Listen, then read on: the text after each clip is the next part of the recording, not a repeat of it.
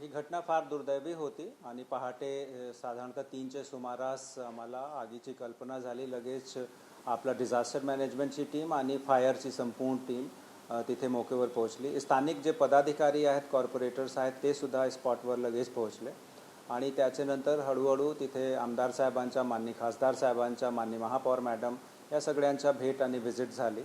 मौकेची परिस्थिती पाहिली तर तिथे साधारणतः 155 गाडे आहेत, जे मूलतः भाजी मंडई आहे किंवा भाजी मंडई होणे अभिप्रेत आहेत, परंतु तिथे वेगवेगळे प्रकारचे इतर व्यापार आणि धंदे सुरू आहे, जसे की कापड व्यापार, चप्पलचे शॉप्स, त्याच्या व्यतिरिक्त क्रॉकरीचे शॉप्स.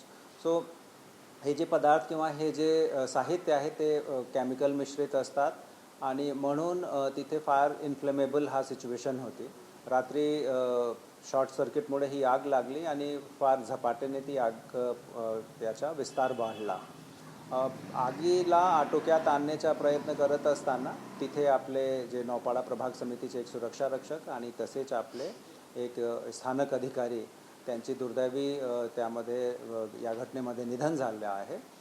याच्यानंतर इथे माझे केबिनमध्येच माननीय महापौर साहेब, तसेच माननीय खासदार साहेब आणि इतर सर्व पक्षांचे जे गटनेते आहेत, तसेच सभागृह नेते आहेत, त्या सगळ्यांची उपस्थितीमध्ये या घटनेनंतरचा आपला जे रिस्पॉन्स आहे त्याचा एक आढावा, तसेच पुढील आपली रणनीती आणि पुढील धोरण निश्चित करणे याच्याबद्दल डिटेल चर्चा झाली आहे. आपल्याला कल्पना बहुतेक महापौर मॅडम आणि खासदार साहेबांनी दिलीच असेल. या घटनेची लगेच माहिती माननीय उपमुख्यमंत्री महोदय यांनी घेतली. त्यांनी टेलिफोनवर बरीच डिटेलमध्ये या घटनेचा विस्तार आणि याची व्याप्ती समजून घेतली आणि आम्हाला सूचना दिली की लगेच आपण यामध्ये तातडीची मदत उपलब्ध करून देण्यात यावी.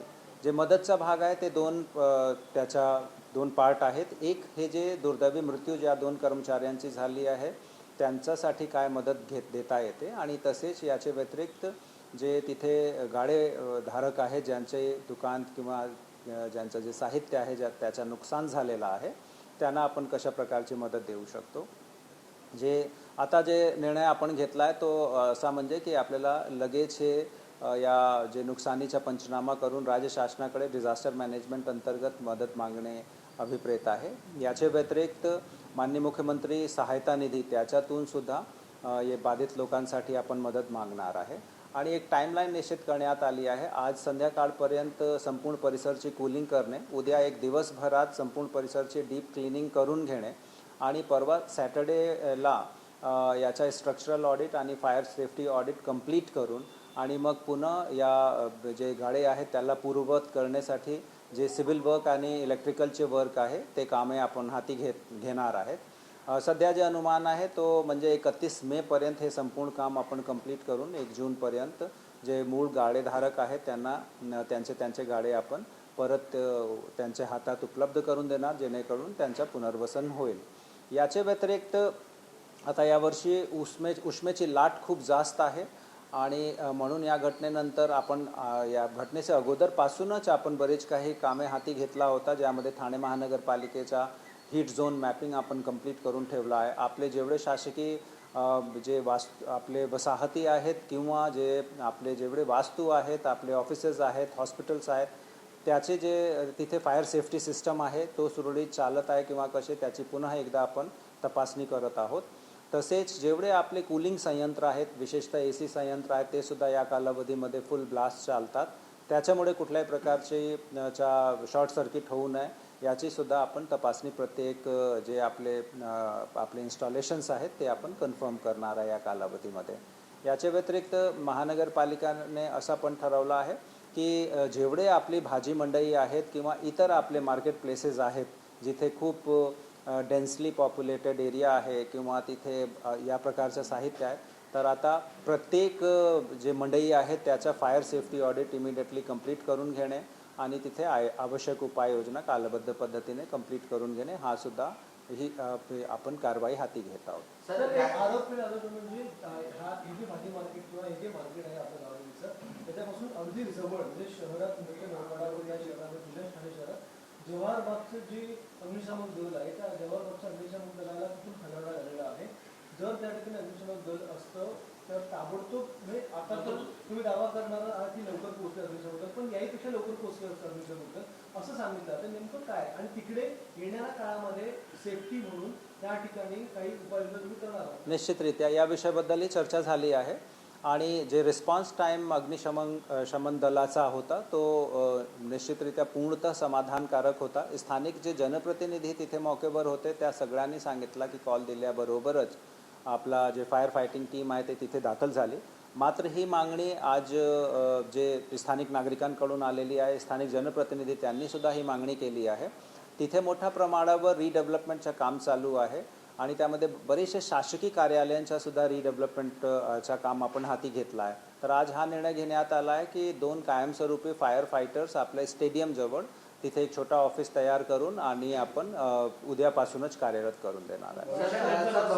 हे जे मार्केट होतं त्या ठिकाणी काही महिन्यांपूर्वी देखील छोटीशी आग लागली होती, जी आग सुदैवाने लवकरच विझवली गेली होती, त्यामुळे पुढे जास्त काही नुकसान झालं नाही. पण त्यानंतर देखील या बिल्डिंगमध्ये अग्निशमन यंत्रणा उभी केली गेली नव्हती का? फायर सेफ्टीची जी काही यंत्रणा उभी करायला हवी होती, कारण की त्या ठिकाणी खूप गच्च आणि गर्दीच्या वातावरणामध्ये म्हणजे क्षमतेपेक्षा जास्त लोक त्या ठिकाणी व्यवसाय करत होते किंवा त्या ठिकाणी दुकानं होती, गाळे होते. बिल्डिंगच्या आसपास देखील अनेक अनधिकृतरित्या लोक बसलेले होते असं देखील सांगण्यात. तर या संदर्भात अग्निशामक दलाने त्या ठिकाणी त्या आधीच्या आगीनंतर फायर सेफ्टी केलेली होती का आणि त्या ठिकाणी अग्निशमन यंत्रणा? मी जसं आधी नमूद केलं आपल्याला की प्रत्येक बिल्डिंगचा एक डिझाईन असतो आणि एका विशिष्ट कामासाठी ती बिल्डिंग डिझाईन्ड असते. ही जे बिल्डिंग आहे किंवा हे जे गाडे आहेत ते भाजी मंडईसाठी डिझाईन्ड आहेत. हे गाडे यामध्ये तात्पुरता दुरुस्ती करून घेणे, तिथे शटर्स बसून घेणे किंवा तिथे कपडे किंवा जे इतर केमिकल साहित्य असतो तो ठेवणे अभिप्रेत नाही आहे. सो ज्या पर्पजसाठी बिल्डिंग आपण बांधतो त्या पर्पजचे अनुषंगानेच आपण तिथे फायर सेफ्टी नॉर्म्ससुद्धा कंप्लीट करतो. आपण जे उल्लेख केला की याच्या अगोदर एक छोटी घटना घडली होती, निश्चितरित्या फायर डिपार्टमेंटने तिथे लगेच कारवाईही केली होती आणि आजची जी घटना घडली आहे ते मध्यरात्री जवळपास कधीतरी त्यामध्ये काही शॉर्ट सर्किट झालेला दिसते आणि शॉर्ट सर्किट झाल्यानंतर जेव्हा हा धूर पसरू लागली तेव्हा इमिडिएटली फायर डिपार्टमेंटने रिस्पॉन्स दिला. त्यानंतर काही बदल केले गेले नव्हते का हा प्रश्न आहे. तूर्त मी सांगू शकत नाही की त्यानंतर काय बदल करण्यात आले होते, परंतु मी एवढा नक्की सांगू शकतो की ज्या पर्पजसाठी हे गाडे भाडेवर देण्यात आले होते लोकांना त्या पर्पज लोकांनी परस्पर चेंज केला आहे. सो जे हे इथे 155 गाडेधारक आहेत सगळ्यांना एक विशिष्ट पर्पज अर्थात भाजी विक्रयासाठीच ही जागा देण्यात आली होती आणि त्याच्यासाठीच डिझायनिंग याची आहे. म्हणूनच मी म्हटलं की आता आपण जेवढे आपले असे मंडई आहेत किंवा आपले दुकानगाडे आहेत किंवा शॉप्स आहेत प्रत्येक लोकेशनवर ही तपासणी करून घेणार की जर तसा चेंज झालेला असेल मग त्या अनुरूप चेंज फायर फायटिंग सिस्टममध्येही झाला पाहिजे. आम्ही हे सांगत नाही की आम्ही लोकांना बाध्य करणार की तुम्ही आता तुमचा धंदा बदला, परंतु आम्हाला स्ट्रक्चर बदलावं लागेल, आम्हाला फायर फायटिंगची सिस्टम बदलावं लागेल.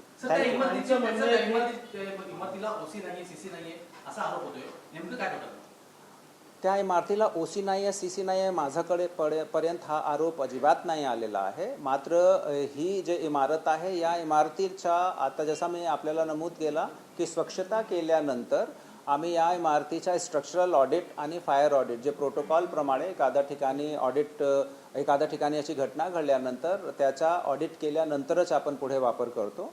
सो आम्ही कम्प्लिटली याचा ऑडिट 2 दिवसात पूर्ण करतो. मृत्यू झालेल्या कुटुंबियांना किंवा जखमींना काय मदत जाहीर केली का आपण काय वगैरे? हां बिलकुल जे जाहीर झालेली आहे आणि माननीय महापौरने बहुतेक बाईट दिलेली असेल त्याच्या अनुषंगाने.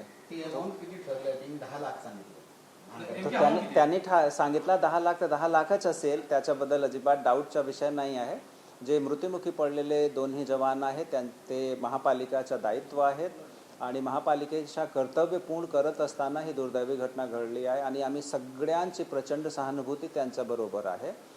त्यांचे फॅमिलीला इमिडिएटली आधार मिळेल याच्यासाठी महापालिकेने 10 लाख प्रत्येक कुटुंबाला एक मदत म्हणून जाहीर केला. जी छोटी रक्कम आहे परंतु थोडा आधार मिळेल त्यांना. त्याचे व्यतिरिक्त जे इन्शुरन्स त्यांचा आहे त्याचा लगेच लाभ भेटला पाहिजे त्याची खात्री कॉर्पोरेशन करणार आहे. याचे व्यतिरिक्त माननीय मुख्यमंत्री सहायता निधीतून त्यांना लाभ मिळण्यासाठी आम्ही प्रस्ताव दाखल करणार 2 दिवसात पोस्टमॉर्टम वगैरे झाल्यानंतर. आणि मग त्यांचे फॅमिलीमध्ये जे आश्रित लोक आहेत त्यांचे मुलं किंवा इतर कोणी पात्र व्यक्ती त्यांना लगेच शासकीय सेवेत महापालिकेची सेवेत आम्ही सामावून घेणार. स्थानिकांचं नुकसान झालं भाजी मंडळीमध्ये त्यांना कुठे गावठी मार्केट या गावठी मैदानामध्ये स्थलांतर केलं तर योग्य होईल त्याच्या उपयोगी साधन. आज चर्चा झाली या विषयाबद्दल सुद्धा आणि सर्व पक्षांचे प्रतिनिधी इथे होते आणि इनफॅक्ट जे शॉपकीपर्स आहेत त्यांचेही काही प्रतिनिधी होते. यामध्ये 2 विषय आहेत. पावसाळ्याचे दिवस जवळ आहेत आणि गावदेवी मैदानाचा जे स्वरूप आहे पर्पज आहे तो वेगळा आहे. तात्पुरता निवारा जोपर्यंत आपण तिथे तयार करणार आहे या कालावधीमध्ये जसं मी आपल्याला एक्सप्लेन केलं आम्ही फार एक महत्त्वाकांक्षी आणि ॲग्रेसिव्ह टाईमलाईन डिसाईड केला की आम्हाला 1 जूनपर्यंत त्यांना पुनर्स्थापित करायचा. सो साधारणतः आम्ही ही सगळी कारवाई करणे अर्थात आज कूलिंग करणे, उद्या क्लिनिंग करणे, कूलिंग नंतर क्लिनिंग करणे, structural audit, fire audit, civil work, electrical work याच्यासाठी आम्ही फक्त 10 दिवस घेत आहे. तर 10 दिवसात आम्ही त्यांना कायमस्वरूपीच पुनर्वसित करतो.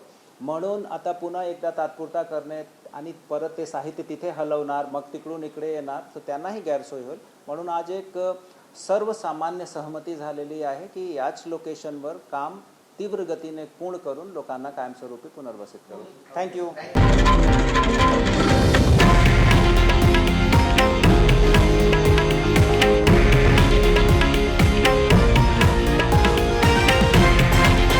हे आहे देशातील नंबर 1 न्यूज नेटवर्क आणि आपण पाहत आहात TV9 मराठी, एकमेव.